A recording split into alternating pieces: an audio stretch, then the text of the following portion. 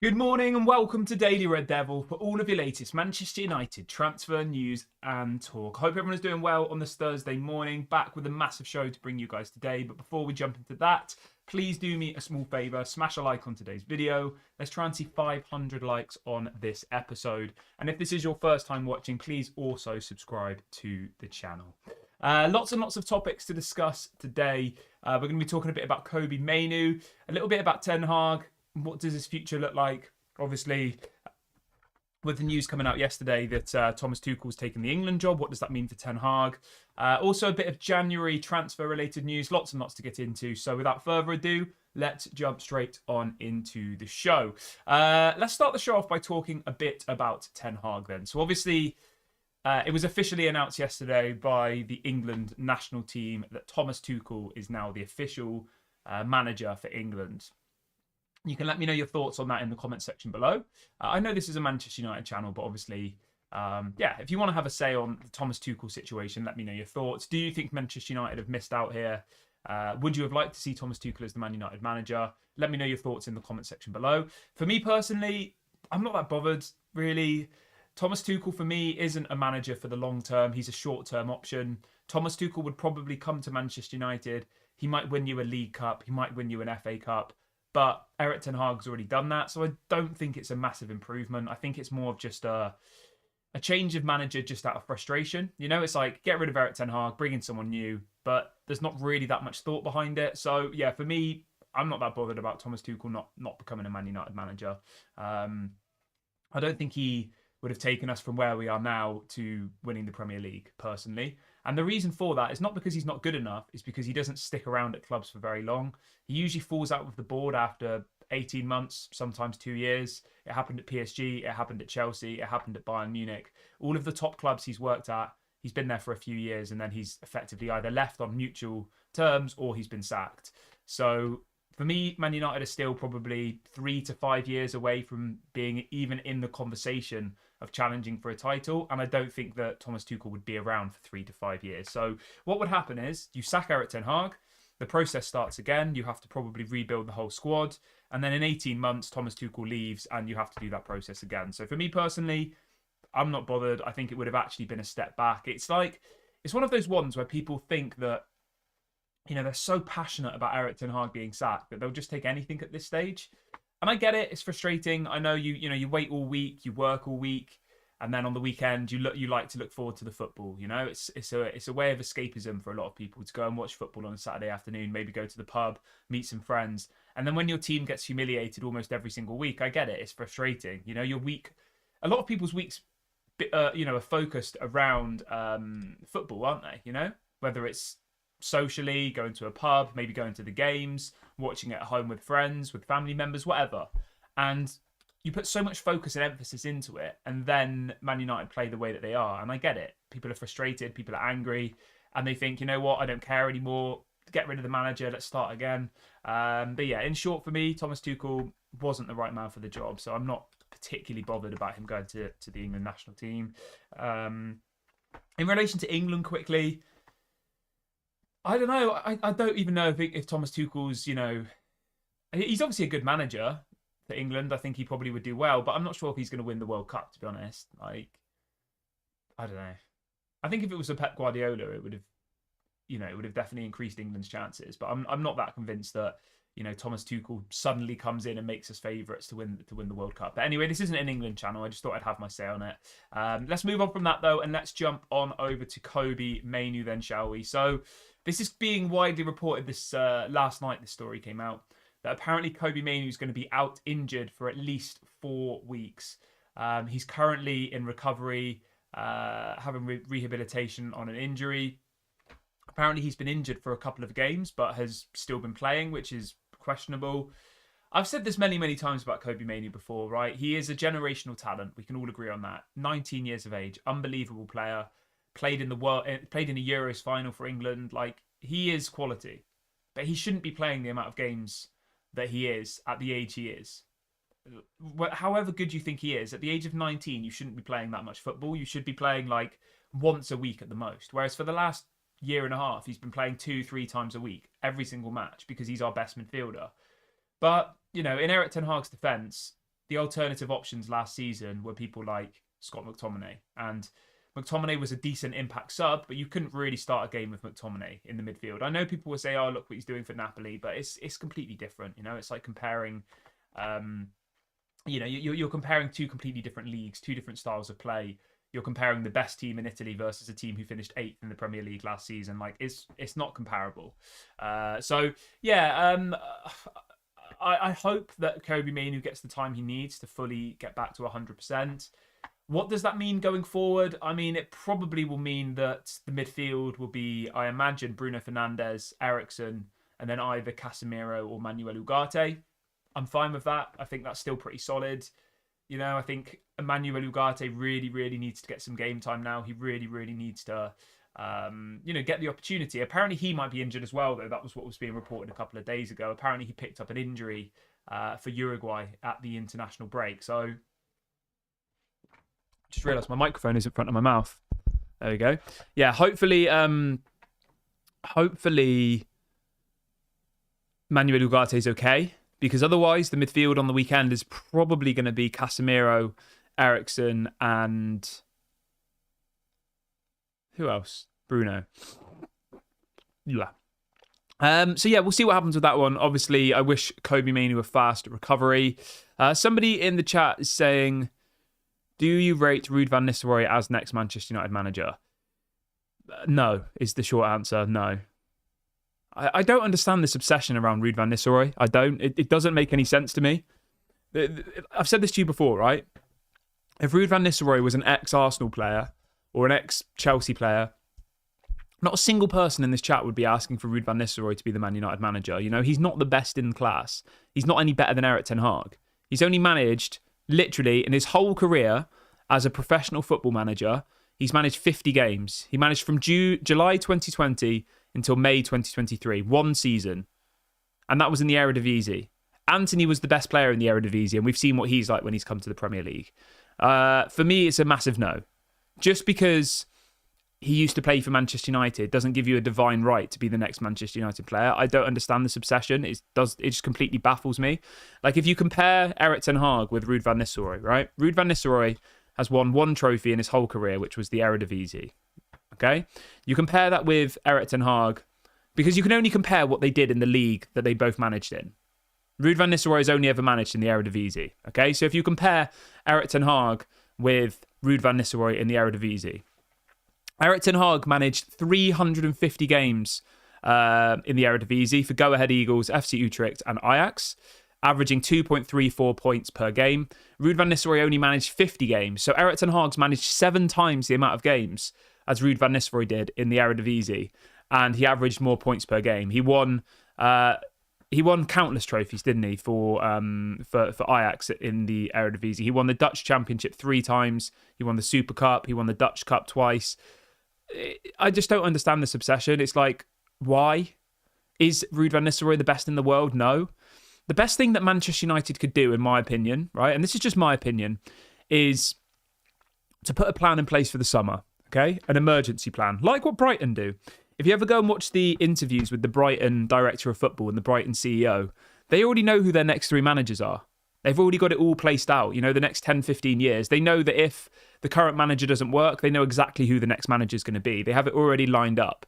And when you become the manager of Brighton, you know that if you don't do well, the next manager's already effectively been agreed, kind of. Do you know what I mean? Like, they know who their next manager is. Whereas I don't think Man United are at that point yet. That's what we want to be like, where effectively the manager is just the person who implements the tactics of the club, the style of play of the club. That's what Brighton are like, aren't they? They have a certain style of play, a certain tactics, etc., that each manager that comes to the club is expected to play.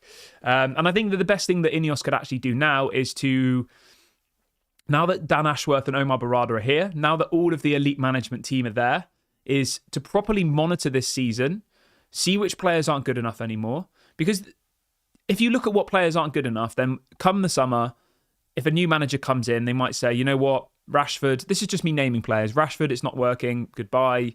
Who else? Antony, goodbye. Eriksen, goodbye. Maguire, probably goodbye. Johnny Evans, goodbye, etc., etc. Luke Shaw, goodbye.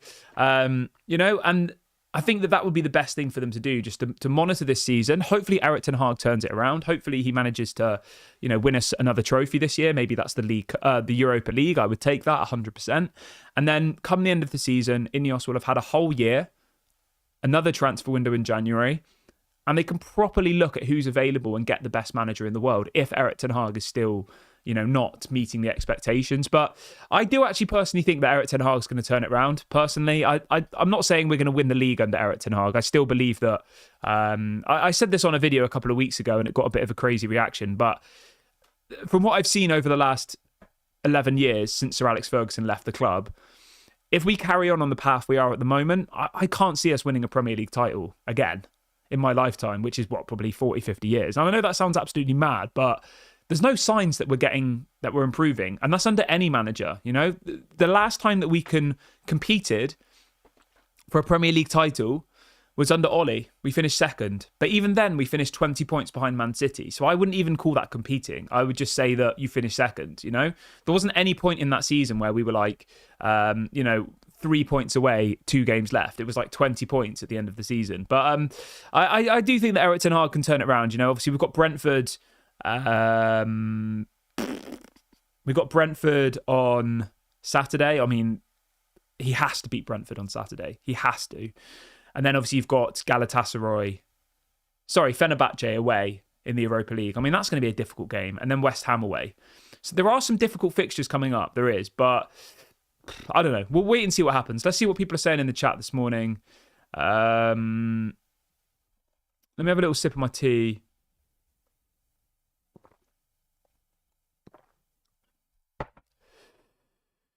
What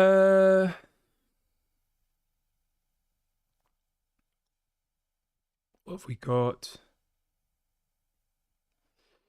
People are talking about Manuel Ugarte being injured. Yeah, we haven't had confirmation on how long Manuel Ugarte's out for yet. So, yeah. Somebody says, I have a feeling Ineos want to give Erik ten Hag a full season to closely assess him and players. Then they'll go out with all of the decisions, but the media and fans want him to be sacked early. Yeah, I think that's sensible, we're not going to win the league this season, are we? That's obvious. Top 4 is still more than achievable at this point. We're only 6 points off top 4. And obviously you can get top 4 by winning the Europa League. So, people who are like, the season's over. The season's over if your expectation was to win the Premier League. But I don't know how you could ever think that Man United were in a position to win the Premier League this season. When you're up against... I mean, if the competition wasn't as hard, then maybe. But, when you look at Man City, you look at Liverpool, you look at even Aston Villa now, you look at Arsenal, all of these teams are levels and levels above us. And that's not just because of the manager. It's because of the recruitment. It's because of the facilities, because of the even the backroom staff, the medical staff, the stage, everything. Everything is better in all of those clubs that I've just mentioned, So, yeah, just by changing a manager doesn't suddenly take you from 8th to 1st. That's not how football works anymore. Maybe that would have worked 10 years ago, but these days it's not like that. The competition is so tough that you don't just sack Erik ten Hag and suddenly you become champions. Otherwise, every team would do it, wouldn't they? Otherwise, Arsenal would have done it. They would have sacked Arteta. He's been there for 6 years and won 1 FA Cup. But they're still sticking with him because they believe in the project. They believe that they're working towards something. But yeah.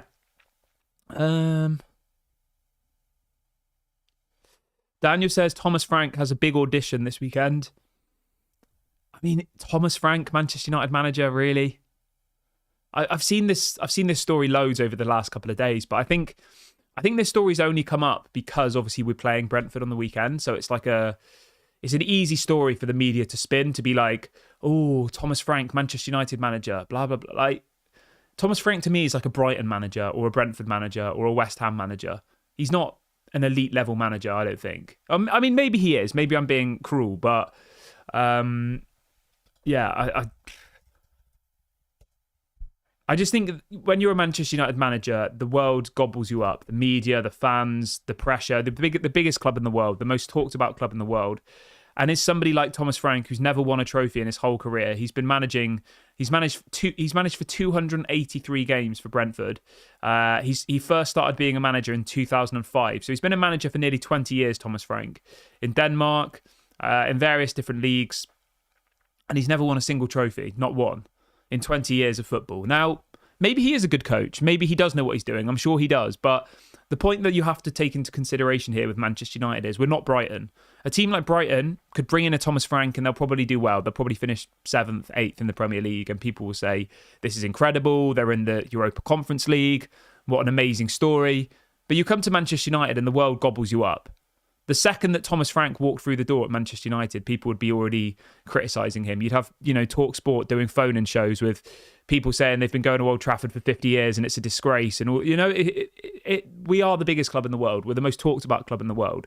And for that, I think you need a manager and players with that ego and that presence. And we don't really have that, to be fair. I think that is one of my kind of maybe criticisms of Erik ten Hag that I don't like about him.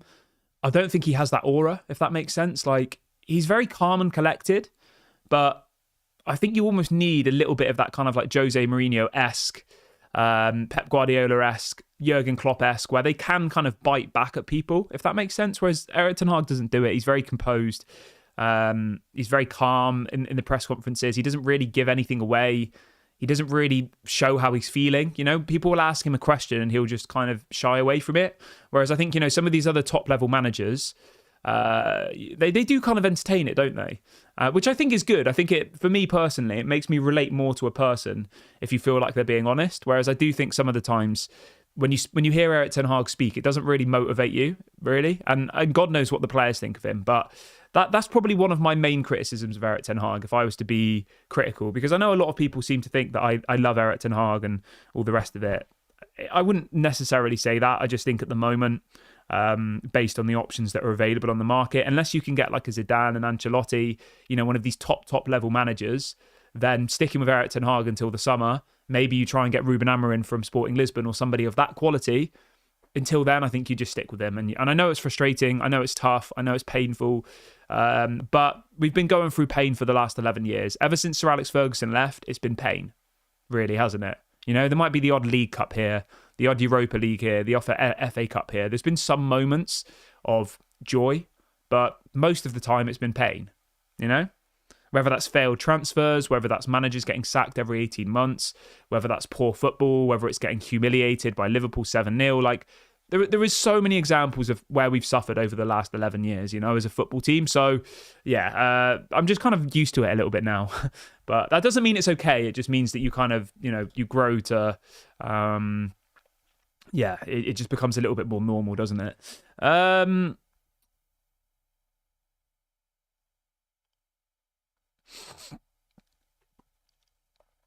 Fred says the manager situation is a problem that has to be sorted out with the right replacement. Yeah, I think you're right there, mate. I think you're right. I think, it is all about who the replacement is. Robbie says that Manuel Ugarte is 100% out. It's been confirmed by Uruguay. There you go. There you go. Thank you for confirming. Somebody says, what would be your starting 11 for the Brentford game? Okay, we can go through that really, really quickly. And obviously you can have your say as well in the comment section below. Who would be your starting 11 for the game against Brentford? Bear in mind, as I've said, Mainoo is injured. Mazraoui's injured. Højlund's potentially injured. Manuel Ugarte, Mainoo, Mazraoui. So I would go with this as my starting 11. I would go with Onana in goal. I would go with... I'm tempted to say Maguire and Evans. I know that sounds a bit mad, but... I think I would go with Maguire and Evans, to be honest. Because the thing you have to remember is, obviously, Martinez has been on international duty in Argentina. Apparently, the South American players are due back today. So he's only going to have 1 day of training before the game on Saturday. Whereas Maguire obviously didn't go on international duty and Evans has retired from international duty. So both of those players will be effectively 100% fit, available. I'd probably go with Maguire and Evans. I would go with Dalot at left back. I would probably go with Lindelof as a right back. I mean, we're scraping the barrel here. Midfield, I would probably go Eriksen and Casemiro. I think that's probably the strongest. Attacking options, I would go with Ahmad on the right. I personally would play Xerxes over Fernandes, but that's not going to happen. So it's kind of pointless me saying Xerxes, but I would go Xerxes as the central attacking midfielder, Rashford on the left wing, and Højlund as the striker. So just to run through that really, really quickly, obviously you can have your say on this as well. Onana in goal, Dalot left back, Evans and Maguire as the centre-back partnership, Lindelof at right back because obviously Mazraoui's injured. I'd go with Eriksen and Casemiro as the midfield two. And then I go Rashford on the left, Xerxes as the central attacking midfielder, Ahmad on the right, and Rasmus Højlund as the striker. That's what I would do personally. I know people will be like, how can you say Evans and Maguire? But I think they were unbelievable against Aston Villa. Unbelievable. And I think, they deserve to play again. Evans was the man of the match against Aston Villa. He was quality. And Harry Maguire was quality as well. So, yeah, there's no agendas on this channel. I'm not going to sit here and say... people are saying that Maguire's injured as well, is he? Okay, I'll scrap that. So we're going to go with... Oh, God. More injuries. The injuries have already happened. I didn't see that Maguire was injured. But all right, if Maguire's injured, we'll go with this. We'll go with Onana in goal. We'll go with Dalot left back. We'll go with Evans and Martinez as the centre-back partnership. We'll go with Lindelof at right back. Eriksen and Casemiro, Rashford on the left, Xerxes, Ahmad and Højlund. I'd probably do that. You could arguably start De Ligt instead of Evans as well. I don't know. Because the thing is, right, you either, in my opinion, you either start Eriksen and Maguire or Martinez and De Ligt, because I think Martinez and De Ligt, although De Ligt's quite slow as well, actually, so I'm kind of contradicting myself here.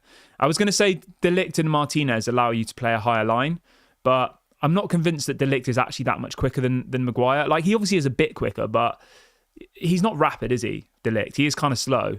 So I don't think you can sit on your halfway line if you've got De Ligt as a centre-back, because one ball over the top, if you're coming up against a rapid striker, I'm pretty sure most strikers will beat De Ligt in a foot race, So yeah, it's an interesting one. There's not really a right or wrong answer.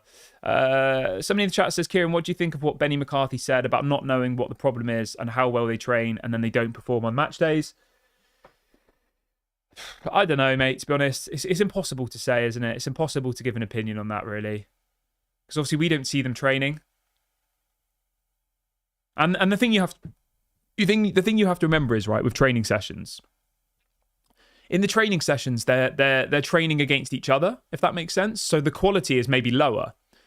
And then they go and play in a Premier League match. Does that make sense? So, I'm trying to give you an example. Say they're playing an 11-11 training match. It will be a lot easier for them to play in that training game than it will be to play against another Premier League team, because they're playing against lesser players. But yeah, I'm going to wrap the video up here, though. Feels like a good point to end the show. Thank you very much for watching today. Please do make sure to drop a like on the video before you leave. Subscribe to the channel if you are new. I'll be back very, very soon. Have a great day, everybody. Thank you and goodbye.